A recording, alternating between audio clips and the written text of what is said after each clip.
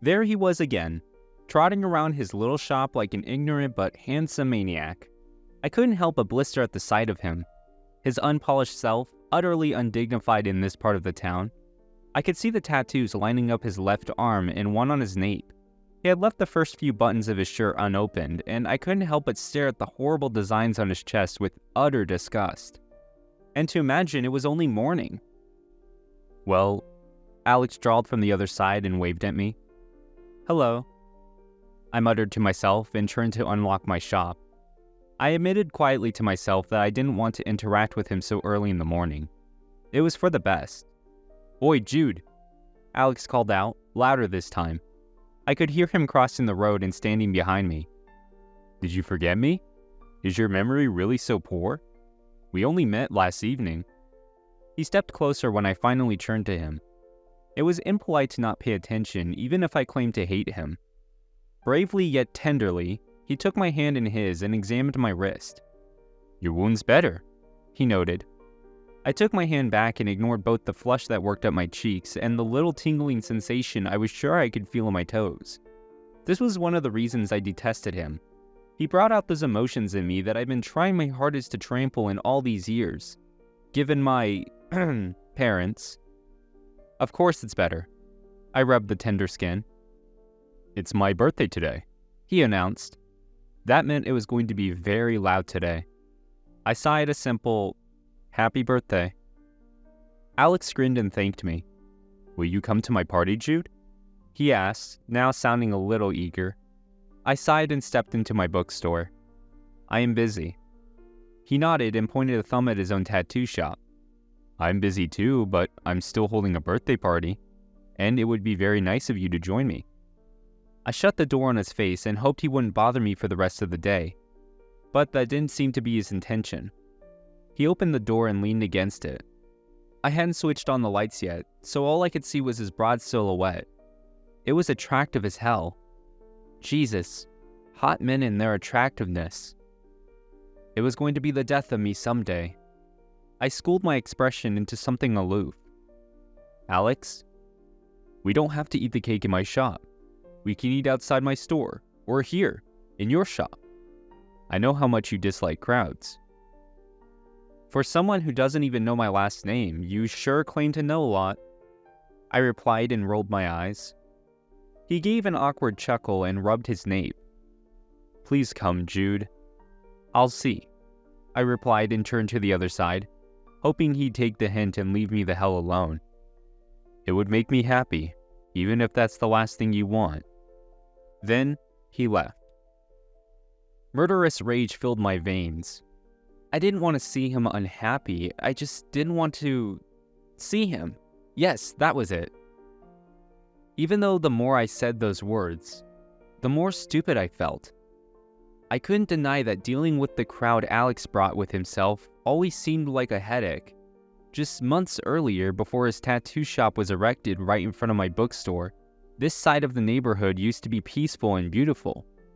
Now it was filled with raging people with doubtful views on love and life, and I hated it. Every cell in my body hated that.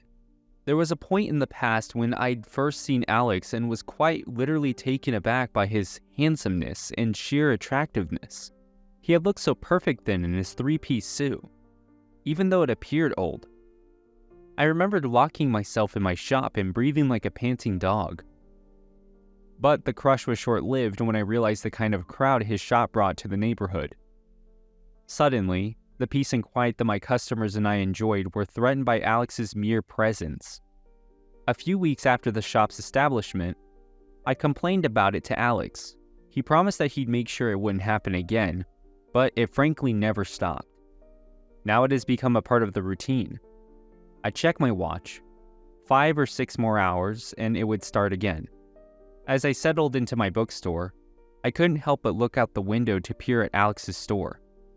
The lights were bright in his shop, and I could hear some funky music blaring through the speakers.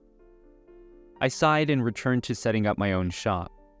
I experienced some difficulty in managing it, however, given the day-old wound on my wrist. But it was alright. As I fixed my books and greeted my usual customers, I couldn't help but peer at the tender skin often. Yesterday, on my way to the bus stand, I came across Alex. He was sitting on the bench when I'd found him, scratching something on his right arm. I tried to move away, to go unnoticed, but I knew it was a fruitless effort when he looked up and immediately grinned. We were to take the same bus. Before getting off at my stop, I turned to reply to him. I was distracted and I didn't notice where I'd placed my hand. Before I knew it, it was slightly squished on the side of the door. Even though it wasn't Alex's stop, he had gotten off and helped me tend to the wound. And he was so gentle about it. Oh my God. I remember sweating bullets and hoping that he wouldn't notice the flush on my face. I also knew the flush wasn't only because of the pain I felt in my wrist. It was more than that, and it wasn't an easy realization. I could have lived without knowing how he would touch me, but it was still a watershed moment for me indeed. And even now, I couldn't move past that memory. It wasn't like I viewed Alex in the wrong light. We were so different that it was annoying. Everything about him screamed carefree, and everything about me seemed so dull. Although it was true I would never consider spending hours between books anything but engaging and entertaining, but in comparison, I couldn't deny it. He was cooler than me, and I often felt slighted without any reason. When the sound of chime resonated in the shop, I prepared myself for a busy day ahead and hoped that I wouldn't have to step into Alex's messy shop again. The same evening, the last customer had left some 15 minutes ago, and I wasn't expecting anyone else. Just like always, I dipped my attention into reading another of my books when the chiming resonated in the shop. Even without looking up, I knew it was Alex. He was huffing and puffing before he dropped 2 plates on my desk. I looked up. "Why didn't you come?" he asked and dragged a chair closer to the desk. "Is the shop closed now? Should I pull up the sign?" "I was busy," I replied, feeling a little ashamed. "It's alright. I can see you're busy." He looked down at the book in my hands before shifting the plate to my side. "Cake. It's Belgian chocolate. I know you like Belgian ice cream." I didn't bother asking how he knew about that. I was pretty sure he had seen me slobbering over one of the ice creams in the past few months. "Did you choose this flavor for me? It's your birthday." He shrugged, an almost aloof and innocent smile decorated his handsome face. "I'm not really a fan of cake, to be honest, but the guys wanted a party, and I said, what the hell, let's do it." "Right," I replied and shyly put down the book. "What, Jude? What are you thinking?" "I don't have any gifts for you," I replied.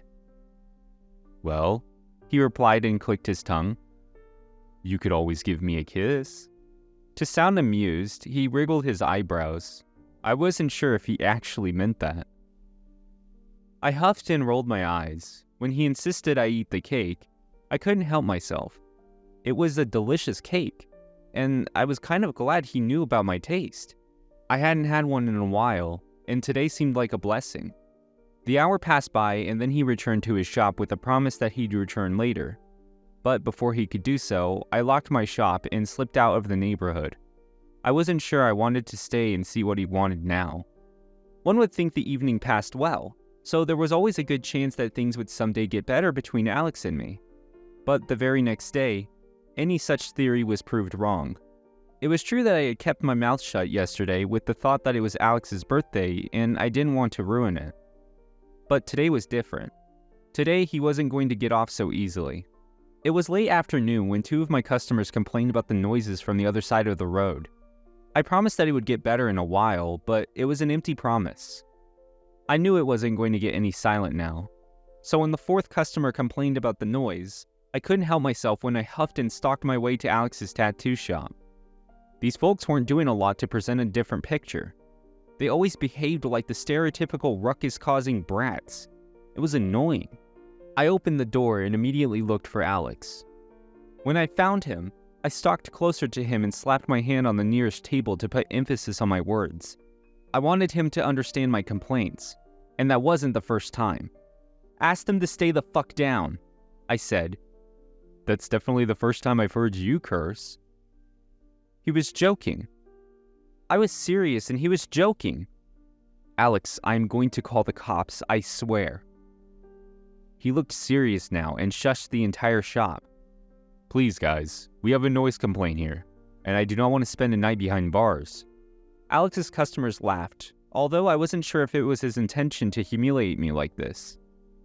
Alex looked at me and his smile dipped as if he realized what he'd done. Jude, he began. I didn't mean to. Hurt, offended, and embarrassed, I rushed out of the shop. He followed after me, but because my eyes were watery and I couldn't see shit, I slipped on something and fell hard on my right side. If it wasn't for the pavement, I knew it wouldn't have hurt like this. But I knew I'd broken something, and it was my right arm. What the hell? Who threw a goddamn banana peel in the middle of the road? Alex shouted and rushed close to me in a desperate attempt to pick me up. I felt so humiliated as a crowd gathered around me that I felt upset at Alex. I tried to push him off, but it was of no use. He was bigger and taller than me, and in my current state, there was no way I could budge him. No manners. He huffed. I am sorry. He breathed out to me and then grabbed me around my waist. Fuck off, I seethed, flushed with pure rage and humiliation. Jude, just this once? He asked and dragged me away from there. Let's bring you to a hospital, alright? I think it needs to be checked. If it wasn't for the concern in his voice, I would have smacked him across the face with a menacing, "It's your fault, you monster." But I was not unkind. So after a little protest, I let him take me to the hospital. Some hours later. Yep, I had broken my right arm. The doctor charged me a hefty amount of money just to plaster my arm, and when the bill was passed to me, I stopped myself from slapping it into Alex's face. But I didn't even need to do it because that man was as fast as light. Before I knew it, he had paid for it. I scowled at him and promised that I'd return the money. He said that he was alright paying because it was, after all, one of his customers' fault. The doctor called me back to assign me 2 medicines, and when I returned, Alex had his earbuds on. The sight was, well, attractive. I hated how handsome and distracting he was. I was supposed to be upset at him, and he was making it incredibly hard for me. I sat beside him and looked up, his earbuds still placed over his ears. Who are you listening to? He removed his earbuds. I repeated my question. It's not a song, he replied and disconnected it. Oh, what are you listening to then? It's an audiobook. Oh, he said and then stopped and then flushed. I'm committing a crime, aren't I? The most heinous in the literary world, yes. It's basically blasphemy. He switched off the audio and turned to me. We'll no longer do that. I couldn't help but smile. Good boy. I wasn't sure why I had said that, but the words were out and I could see a furrow between Alex's eyebrows. God, I flushed with shame. Why couldn't I control my mouth? He grinned, the monster that he was. It's alright. I liked that. He whispered, but before I could reply anything, he connected his earbuds again and handed me one of them. We can listen to music, he said. No audiobooks of Poe again, I promise. You're reading Poe? I asked, a little surprised. He wasn't exactly an easy read, and I never pegged Alex to be a reader. He never looked like that, or behaved like that. How do you know him? He looked offended, but only slightly. I'm a well-read man, he said, but when I looked at him a few moments longer, he gave a small laugh. Kidding. I saw you reading this book the other day, meaning my birthday, and you looked so much in love with it that I couldn't help but want to see what it's all about. I couldn't stop the smile spreading on my face. He's good. He is, he agreed, though no match to Camus. I furrowed my brows. You cannot compare them. They're different. I guess? He muttered. I gave a small laugh, finally feeling relieved after everything. You haven't read Camus, have you? He nodded his head, a little demure. Only one. Which one? The Stranger. I knew it. I huffed out a laugh. This was literally the first step anyone took when it came to Camus. Not that I considered that a bad move, but Camus wasn't an easy read either. By now, we'd taken the bus to our destination. Before I could leave, he asked if I had a boyfriend. The question caught me off guard, not because I hadn't been expecting it, but because of how sudden it was. Just 5 minutes ago, I'd confirmed to him that Poe was indeed my favorite writer. Now he wanted to know if I had a boyfriend? When I didn't answer, he asked again. By now, we had attracted a little attention. Several people were staring at me, and, in shame, I told Alex to fuck off. He must have been so confused by my sudden outburst, but I didn't give a damn and got off the next stop and watched him stay still in the bus, like a statue. When he was long gone, I couldn't help but swear at myself. What had I done? He'd asked a simple question. I could have given him an easy answer. It wasn't like I wasn't gay, or that I hadn't dated men before, but it had all been in secret. No one but my ex-lovers and I knew of my sexuality. And to be asked such intimate question in a public space wasn't the right thing. Even though I knew it wasn't Alex's fault at all because he couldn't have known anyway, I still felt upset. Not at him, but at my parents. If I wasn't so afraid of their rejection and judgment, I wouldn't have done what I did. Perhaps my life would have been easier.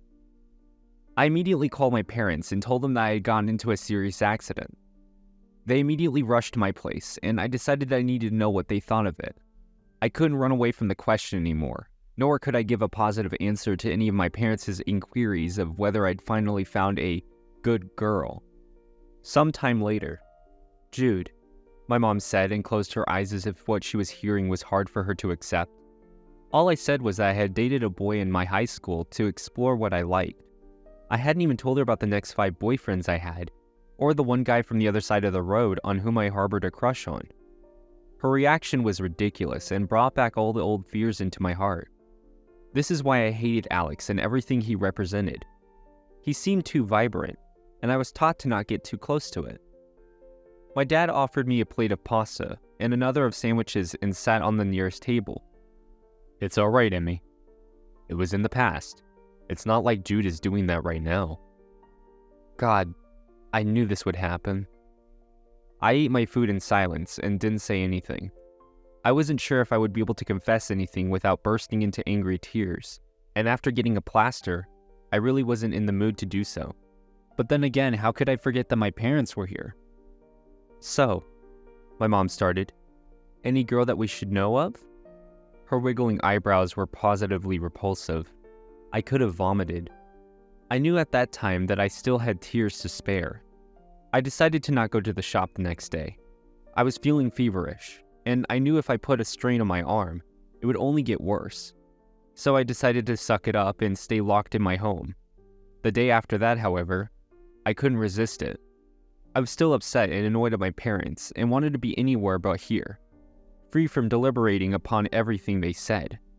Obviously, Alex approached me the moment he saw me. "How are you?" he asked. "See, Jude, this is why we need to share our numbers. It would be easy on us, if anything." I didn't reply to anything and turned to open the shutter, but my good arm was injured and I was weak as hell, so it wasn't a surprise that I couldn't do even that. I was struggling when Alex approached me and offered me help. "Fuck off," I told him, feeling a tad bit guilty that I was throwing my anger at the wrong person. I was upset at my parents and not at Alex, but he seemed like the best option at that moment. "I can do it myself." "No, you cannot. Not right now, at least." He moved to help me again, but I glared at him. He stopped and hurt-colored his handsome visage. "Well, go on. Do it yourself, you little termagant." I stood there, shocked out of my senses, and watched him leave. Did he just call me that? I huffed, feeling frustrated and angry at myself. It was my mistake. I couldn't deny it. I was letting out my anger at someone else. No wonder he got upset. There were tears in my eyes, and when my neighbor, a bakery owner, came to help me, I didn't say a word and only muttered a small "thank you" with a small shaky smile. I was upset, and I had no one but myself to put the fault on. A few days later. "It's raining, Mom. I said and looked out of the window and at the rain shower. It was a majestic view, given the shower and the dim lighting in the neighborhood, but my heart was still heavy. Besides, I was still upset at her and didn't want to help her. I know, honey, but my friends have been asking for the copies for a while. Please be kind enough and bring those. I will come to your place. You will not have to bring it to us. I rolled my eyes. Talk about a caring mother. Okay, I replied and looked down at my right arm. I didn't even have an umbrella, and it was already past 8. I wasn't sure how I was going to go home, not when I was sure I had no other option but to take the bus. I'll bring them. Thank you, honey, she muttered from the other side.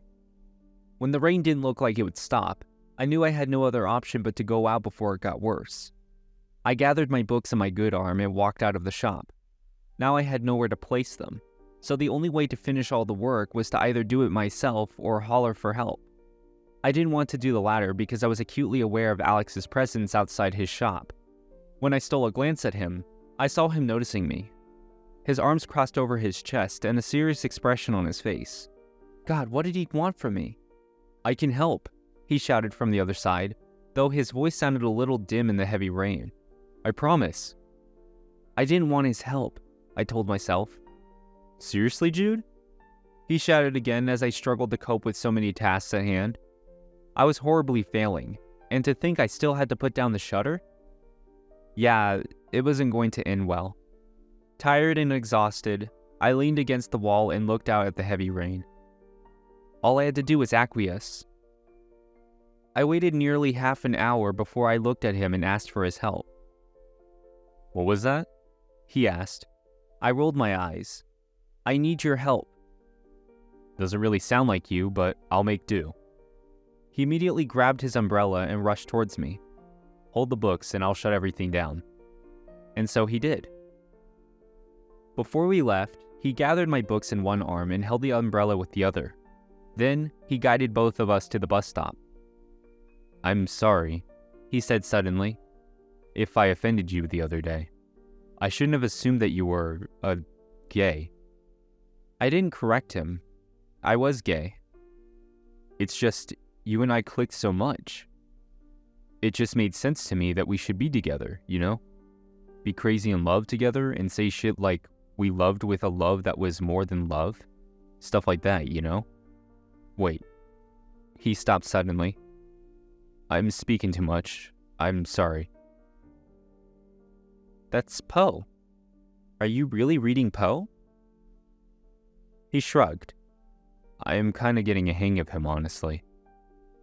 I love that poem. That was how I got to know about Poe, actually. It was my high school crush who'd first read it to me. It was kind of a sick joke between him and me. I was seriously ill at that time, and had just returned to school after days of absence.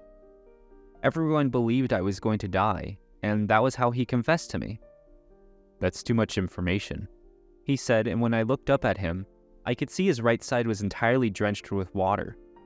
I told him to get under the umbrella, but he wouldn't hear a word. He said that if he did that, I would get wet, and that would get me more sick than I already was. First of all, that's a bizarre way of proposing. Second, he? Your crush was a he? I nodded, liking the stunned silence he wore on his face. I'm gay, Alex. I have always been gay. Then, he stopped and swallowed. Why were you upset? Because I am not out to the world, that's why. I huffed and looked away. You asked me if I had a boyfriend in a public place. My parents have never asked me that. Heck, they don't even know I'm gay. I've dated men, but only in secret. Oh, he said. I'm gay. I couldn't help but give a small laugh at that. I know. Don't get me wrong, but you're so obviously gay, like it's all over you. He pointed at the entirety of me with the same arm he was holding the book on. How the hell do your parents not know? I shrugged, feeling beher now that he responded like that. A few days later, Alex wasn't coming to his shop. His shop stayed closed for the next few days, and I had no way to reach him. Suddenly, the neighborhood seemed too silent and too peaceful. It was getting on my nerves. I stayed in my shop all day and started playing songs from my speakers whenever I was alone in the shop. Every hour, my eyes would dart towards Alex's shop several times. For the next few days, I felt miserable as hell. Perhaps it was because of that I ended up texting my parents in the middle of the day. "I am gay," I'd sent. No matter what they did, it wasn't going to change. And I was desperate for a man. If my parents wanted me to hitch with someone, they should have at least known what anatomy I wanted on my partner. My mom had read the text immediately, but only my dad replied in the late evening. "Let's talk." 2 simple words. And I felt like I was getting choked to death. I wasn't sure how this was going to end. "Have you continued having boyfriends?" my dad asked the moment I stepped into my home. I groaned. I realized, and not for the first time, that giving them the spare key wasn't a good idea. "He hasn't had a girl. He has always been about boys. I was telling you, Emmy." My mom wasn't speaking. She sat still in one corner of the room, glaring at me. "I am tired," I replied. "My arm hurts." "Why are you gay?" my mom finally asked. I rolled my eyes. "Why does the sun look yellow? Why do the trees give oxygen?" "Jude, it'll do you good if you talk politely." I rolled my eyes again. At this rate, they were going to fall off. "I am gay. I like men. I want to be with men, or, well, a single man. Not really thinking of many at the same time. Not now. That's the truth, Mom." My mom burst out into a loud sob. "Oh, dear Jesus." "It's no sin, Mom," I replied and threw my good arm in the air. "I was made like this. No one willingly chooses to love a man." I rolled my eyes. "There's a reason Charles didn't work out for you. He was disappointing as hell." Charles was my mom's first boyfriend. I was raised with stories of him. My mom both loved and hated talking about that man. "Jude," my dad chided. "Dad," I replied, "I am gay. I have been gay since forever." My parents sighed and sat beside each other, looking anywhere but at me. "That means our legacy will end here." My mom burst out into a loud sob again.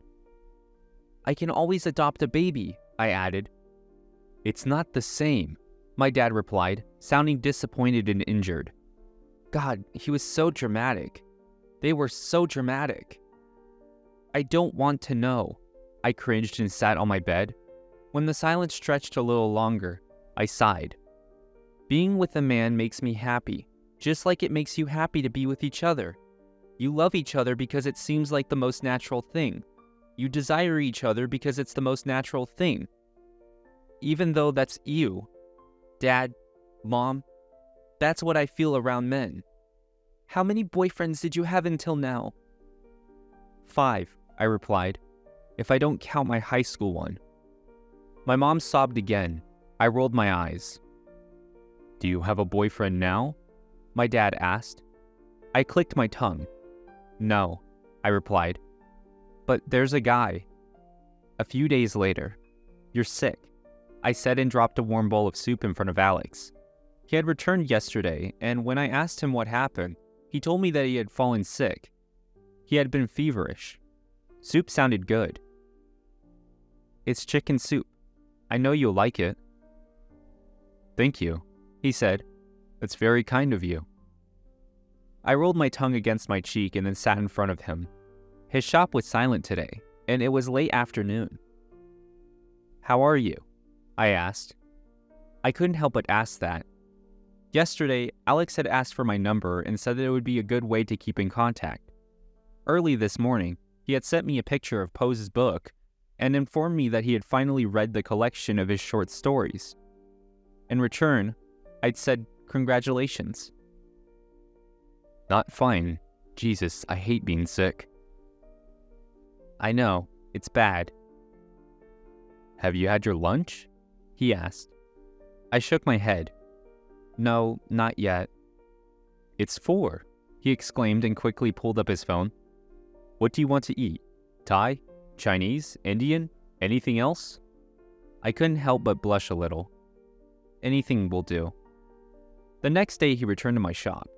He was better today, though he still carried his medicine with himself. I was doodling when he came in, and I quickly hid my book in my desk. I didn't want him to see such embarrassing things. I was, after all, not as good as an artist as he was. I like doodling as well, he said. That's why I started a tattoo shop. He pointed in the direction of his shop. It's cool, I replied. I know. He crossed his hand over my desk and looked at me. If you were to design a tattoo book, what would it be like? I am not sure, I replied. Think about it, will you? I nodded. Did you, finish your school?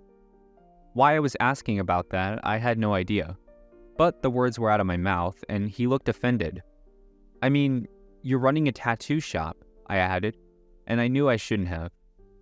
I had a friend who started a barber shop because he couldn't make it to an academics or anywhere else. I started my shop because I like it, Alex replied, clearly hurt and offended. The red of shame colored my cheeks.